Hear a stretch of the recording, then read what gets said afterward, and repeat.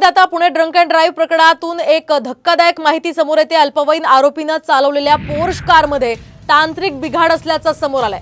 तसंच मुलाला गाडी चालवत असताना बाजूला बसायचं अशी सूचना विशाल अग्रवाल यांनी दिल्याचं चालकानं जबाबात सांगितलंय।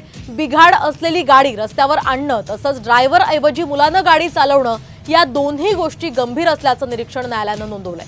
दरम्यान आरोपी विशाल अग्रवाल याला न्यायालयाच्या आदेशानुसार 24 मे पर्यंत पोलीस कोठडीमध्ये ठेवण्यात येणार आहे।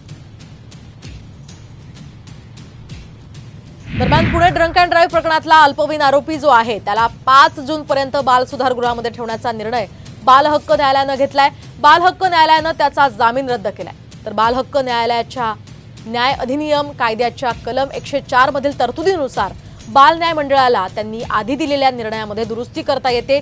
याच अधिनियमानुसार हा निर्णय घेण्यात आलेला आहे। ॲडल्ट बद्दलची ऑर्डर आतापर्यंत प्राप्त नाही आहे। त्यांच्याकडून कोणताही रिटन ऑर्डर प्राप्त झालेली नाही।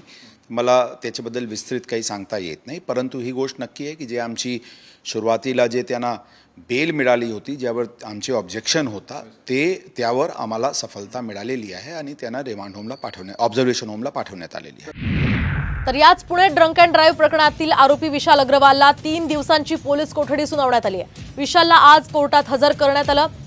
दरम्यान काल त्याला कोर्टात हजर करण्यात आलं होतं। याचवेळी सरकारी वकिलांनी अनेक सवाल उपस्थित करत चौकशीसाठी 7 दिवसांच्या पोलीस कोठडीची मागणी केली आहे। मात्र कोर्टानं 24 मे पर्यंत म्हणजेच 3 दिवसांची पोलीस कोठडी सुनावली आहे।